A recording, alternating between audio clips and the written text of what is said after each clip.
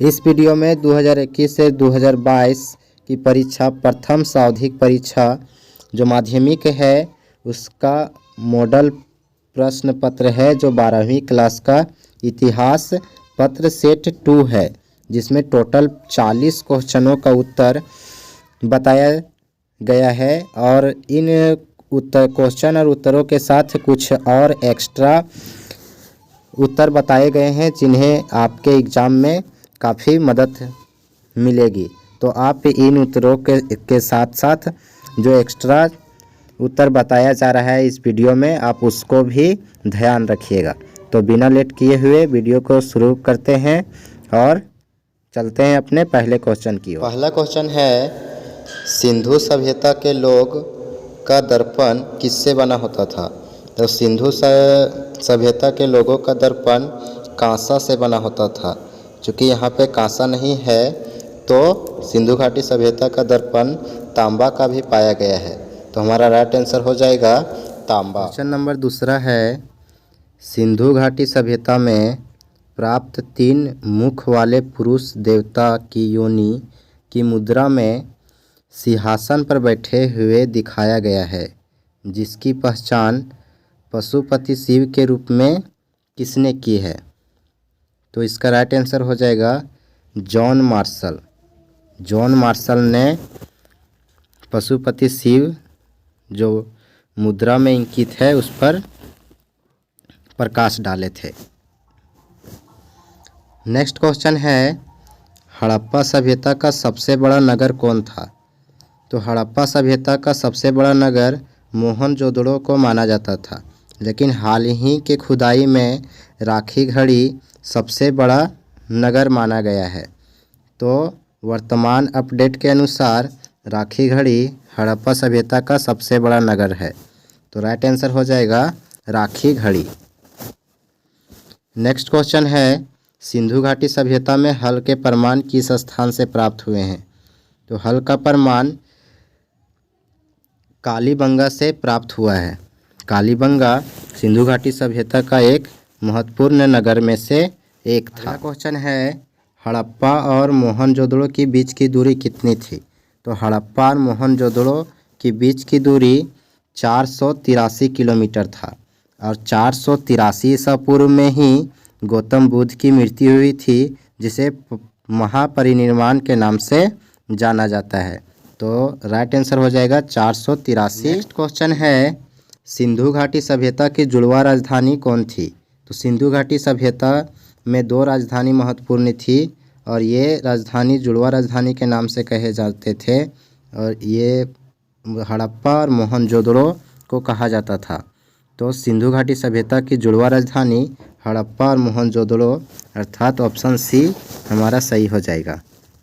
अगला क्वेश्चन है, निम्नलिखित में से किस पदार्थ का उपयोग हड़प्पा काल की मुद्राओं के निर्माण में मुख्य रूप से किया गया था? तो इसका राइट आंसर है सेल खड़ी। सेल खड़ी एक प्रकार का विशेष पत्थर होता था जिससे हड़प्पा काल में मुद्रा का निर्माण किया जाता। नेक्स्ट क्वेश्चन है, हड़प्पा सभ्यता का प्रशासन किस प्रकार का था? तो हड़प्पा सभ्यता का प्रशासन के बारे में स्पष्ट जानकारी नहीं मिलती है, लेकिन इसका प्रशासन नगर पालिका के जैसा था। तो राइट आंसर हो जाएगा ऑप्शन सी। अगला क्वेश्चन है, हड़प्पा सभ्यता के क्षेत्र का आकार किस प्रकार का था? तो हड़प्पा सभ्यता के संपूर्ण क्षेत्र का आकार त्रिभुजाकार था।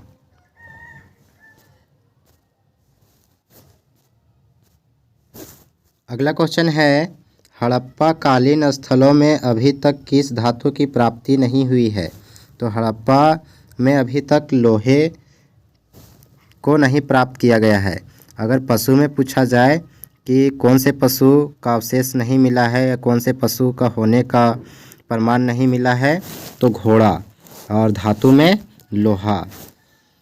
अगला क्वेश्चन है, मौर्य साम्राज्य की स्थापना किसने की? तो मौर्य साम्राज्य की स्थापना चंद्रगुप्त मौर्य ने की थी और इसकी स्थापना 322 ईस्वी में 322 ईसा पूर्व में किया गया था। और नेक्स्ट क्वेश्चन है, मेघदूतम के लेखक निम्न में कौन है? मेघदूतम के लेखक कालिदास है। तो इसका राइट आंसर हो जाएगा ऑप्शन बी अर्थात। अगला क्वेश्चन है मौर्य काल में गुप्तचरों को क्या कहा जाता था। तो मौर्य काल में गुप्तचरों को गुड पुरुष कहा जाता था और ये दो प्रकार के होते थे, एक संस्था और एक संचार। संस्था गुप्तचर एक ही जगह पर अपना गुप्तचरी का काम करते थे, जबकि संचार गुप्तचर घूम घूम कर अपना काम करते थे। तो मौर्य काल में गुप्तचरों को गुड पुरुष कहा जाता था। नेक्स्ट क्वेश्चन है मौर्य वंश की स्थापना कब की गई। तो मौर्य वंश की स्थापना 322 ईसा पूर्व में किया गया था और 305 ईसा पूर्व में चंद्रगुप्त मौर्य ने सिकंदर के सेनापति सेल्यूकस को पराजित किया था और 361 ईसा पूर्व में कलिंग का युद्ध हुआ था, जिसमें अशोक ने हमेशा के लिए शस्त्र को त्याग दिया था। अगला क्वेश्चन है मेगास्थनीज की पुस्तक को किस नाम से जाना जाता है। तो मेगास्थनीज की पुस्तक को इंडिका के नाम से जाना जाता है। और अर्थशास्त्र किसकी पुस्तक है। तो कौटिल्य की पुस्तक है।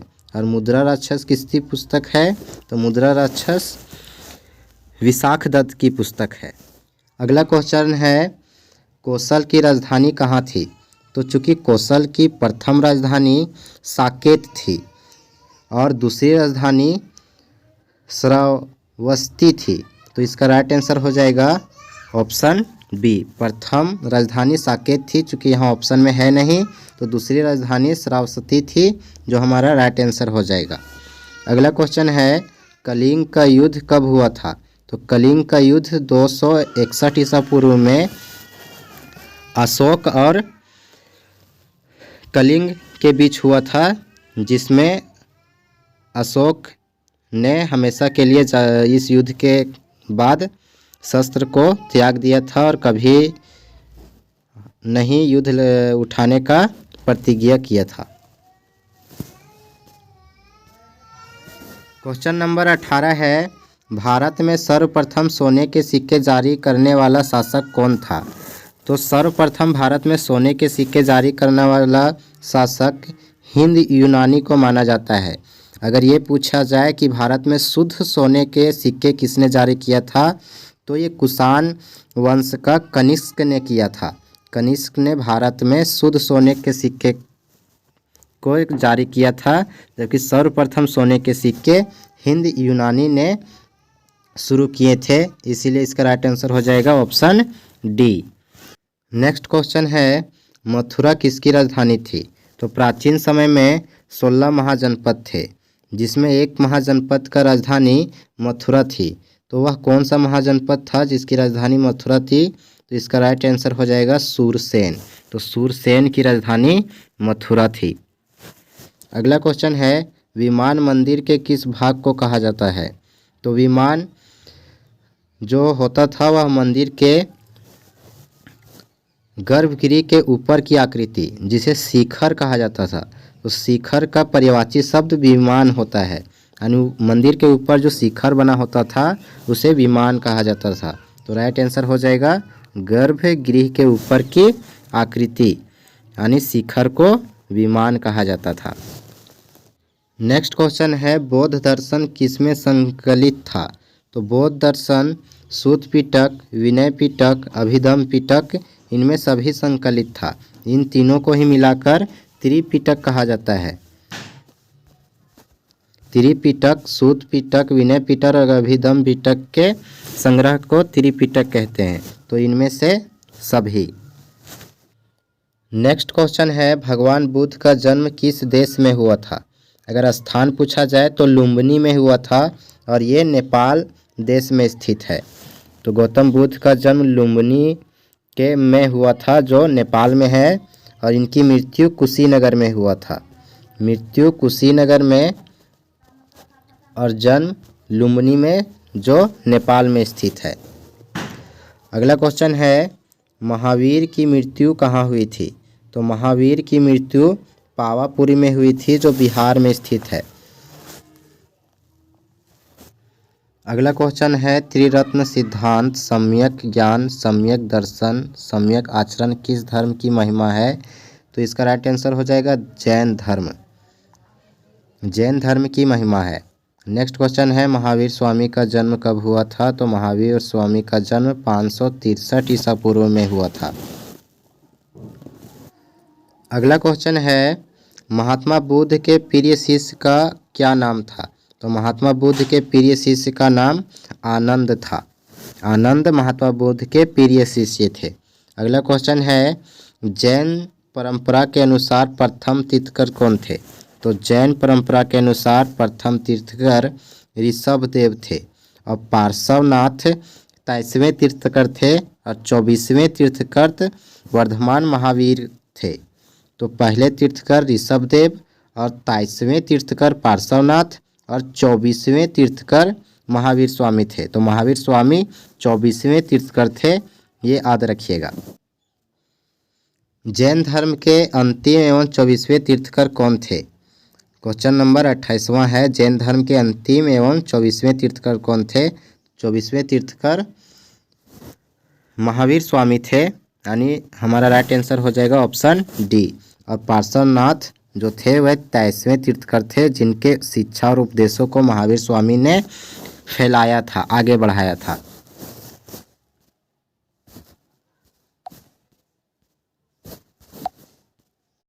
अगला क्वेश्चन है आयन अकबरी के लेखक कौन थे? तो आयन अकबरी के लेखक अबुल फजल थे। अबुल फजल अकबरनामा के भी लेखक थे, क्योंकि अकबरनामा का एक भाग आयन अकबरी था। अकबरनामा 3 भाग में विभाजित था, जिसका एक भाग आयन अकबरी था, और आयन अकबरी 5 भागों में विभाजित था। तो अबुल फजल अकबरनामा के लेखक थे, क्योंकि अकबरनामा का ही एक भाग आयन अकबरी है, इसके लिए इसका राइट आंसर हो जाएगा अबुल फजल। अगला क्वेश्चन है आयन ए 10 साला पद्धति के प्रतिपादक कौन थे? तो आयन ए 10 साला एक कर लेने की प्रणाली थी। यह टोडरमल के द्वारा दिया गया था। यह प्रतिपादन टोडरमल ने किया था, इसलिए इस सिद्धांत को टोडरमल बंदोबस्त के भी नाम से जाना जाता है। तो 10 साला एक प्रकार का भूमि कर था, जो 10 साल के वर्ष के उत्पादन के आधार पर कर को तय किया जाता था। अगला क्वेश्चन है अकबर कालीन साम्राज्य के 12 प्रांतों की विस्तृत सूचनाएं आयन अकबरी के किस भाग से में दी गई है? तो आयन अकबरी 5 भाग में विभाजित था और प्रत्येक भाग में एक विशेष हिस्से की जानकारी दिया गया था। तो 12 प्रांतों की जानकारी मुल्क आबादी में दिया गया था। तो याद रखेंगे मुल्क आबादी में 12 प्रांतों की विस्तृत जानकारी दिया गया था।